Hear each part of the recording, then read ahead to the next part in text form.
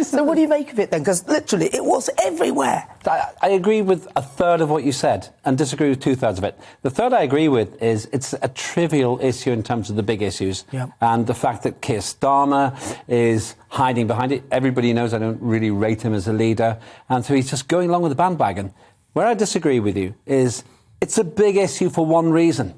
If Boris had said what you said, well, we all bend the rules a little. If he turned to the cameras and said, look, I'm not going to legislate, but use your common sense. Let's try and save lives, save your gran, and don't do this and that bad thing, then it's different.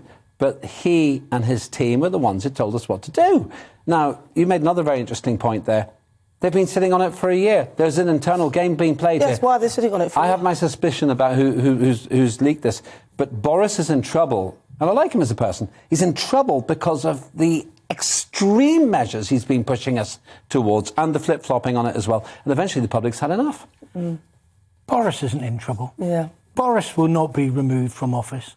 This is just the Westminster bubble, which, the greatest respect, I like you a lot, Lembit. You are part of it, really.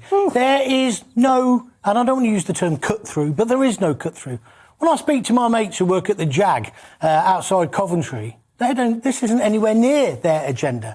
And as for the parties, that was the SPADs. That was the young kids who write the policy. What we should be doing is not allowing anyone to be a special advisor until they're at least 35 and they've experienced life. That's why we got this stupid green policies being put forward. The MPs are scared of them. So it was the SPUDs who were having the party. It wasn't Boris Johnson. No one's saying Boris was there. Let me finish. I've got to have my point.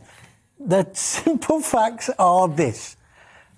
If you live in the real world, loads of people bought and built sheds in their gardens and had a few people round for a few tinnies, right? Loads of people, real people. The people I'm talking about who work in car factories in the Midlands where I come from, right?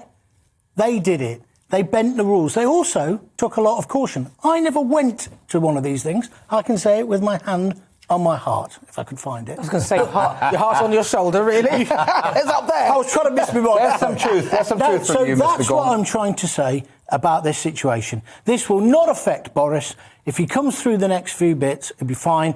And the sight of seeing the arch hypocrites, because I'm nice, I'm not going to name them, two reporters in particular, firing questions at him day after day after day about these parties when they got suspended from work because they'd had a party.